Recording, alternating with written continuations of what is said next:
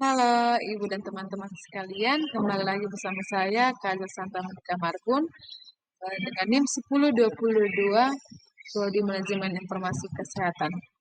Nah, pada kesempatan kali ini kita akan membahas materi dan kasus tentang infrastruktur telemedicine. Nah, kita masuk. Bagian teknologi telemedicine terdiri dari teknologi perangkat keras atau yang disebut dengan infrastruktur, yaitu terdapat dua jenis, yaitu teknologi perangkat lunak atau software dan teknologi perangkat keras disebut dengan hardware.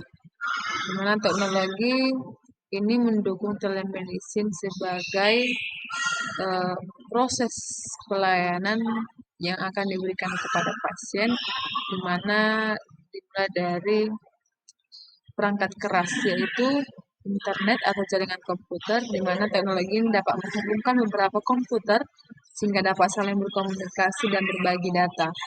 Yang kedua ada satelit, di mana teknologi satelit adalah salah satu jenis teknologi jaringan kabel yang dapat mencapai daerah yang luas dan sulit dijangkau oleh jaringan kabel.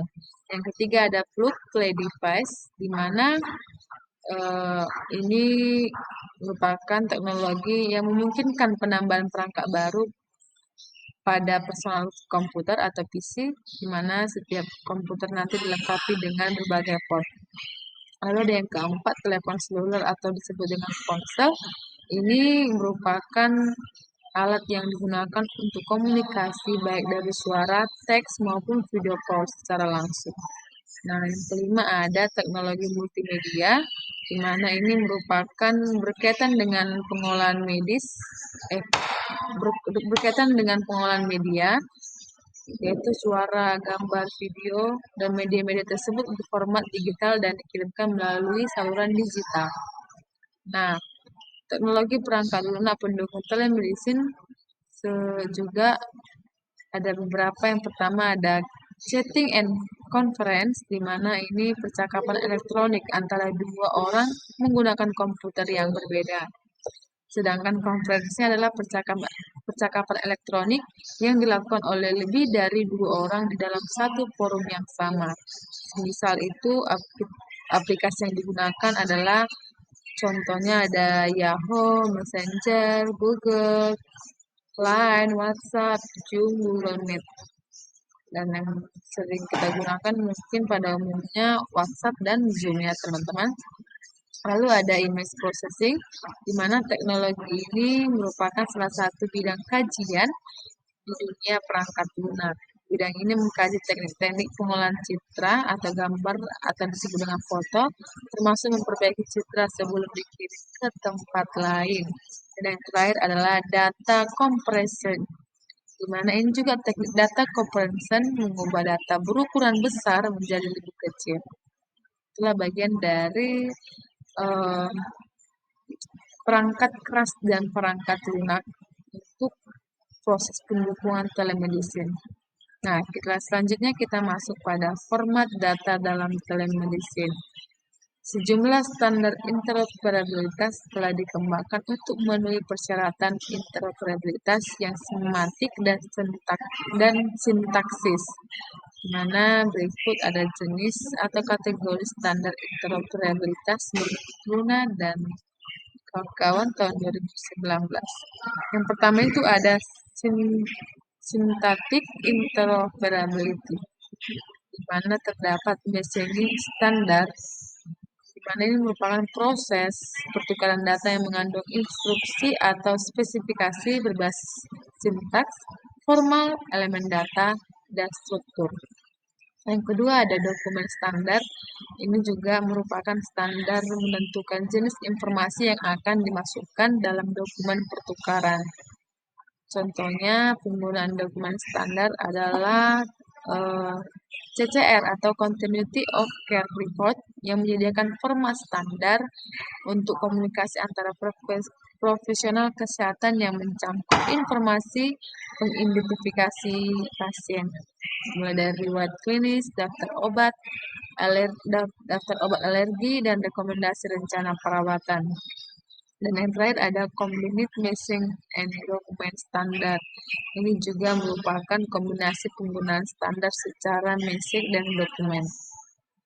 Selanjutnya ada Semantic Interoperability, di mana juga memiliki bagian yang pertama terminologi standar.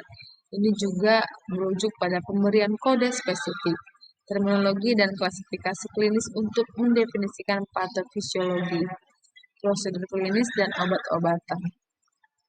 Dan standar ini juga menciptakan sebuah bahasa yang memungkinkan antara sistem informasi yang berbeda untuk komunikasi secara tidak ambigu satu sama lain.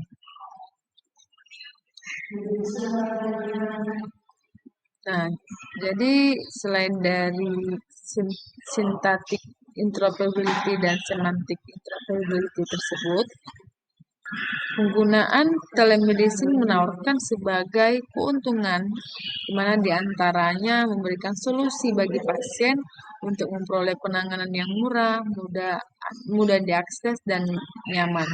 Bagi tenaga medis, telemedicine juga merupakan untuk meningkatkan efektivitas dan efisiensi dalam pelayanan, baik dalam hal pemantauan, evaluasi, maupun pendidikan pasien. Nah, tentu ini telemedicine ini memang sangat mendukung bagi kita sebagai tenaga kesehatan serta pasien juga. Baik, kita masuk pada kasus.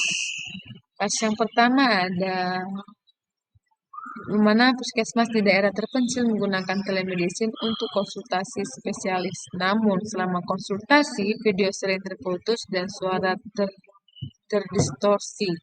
Setelah evaluasi, ditemukan bahwa koneksi internet hanya 1 Mbps dan tidak stabil. Sementara, standar minimum video konsultasi membutuhkan bandwidth minimal 3-5 Mbps. Nah, apa faktor utama yang menyebabkan gangguan layanan telemedicine? A. Server pusat mengalami overload. B. Bandwidth internet tidak memenuhi standar layanan. C. Dokter tidak memiliki STR. D. Perangkat kamera belum tersertifikasi. E. Aplikasi telemedicine tidak kompatibel dengan Android. Sungguh sangat jelas ya, bahwasannya itu bandwidth internet tidak memenuhi standar layanan. Jawabannya adalah B. Di mana infrastruktur telemedicine membutuhkan koneksi internet yang stabil dengan bandwidth tertentu agar video, audio, dan transfer data dapat berjalan secara optimal. Dan bandwidth yang rendah menyebabkan gangguan pada komunikasi real time. Ini sangat jelas ya teman-teman. Jadi memang harus mencukupi standar untuk melakukan konsultasi agar ketika kita sedang berkonsultasi, video dan suara kita juga jelas. Baik, kasus yang kedua, sebuah rumah sakit menggunakan platform telemedicine untuk tele-USG dengan bantuan perawat di lokasi.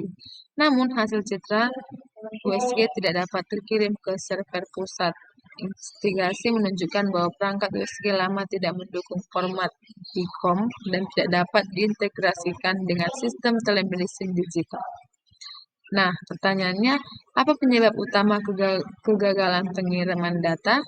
A. Perawat tidak dilatih menggunakan sistem. B. Server pusat memerlukan VPN.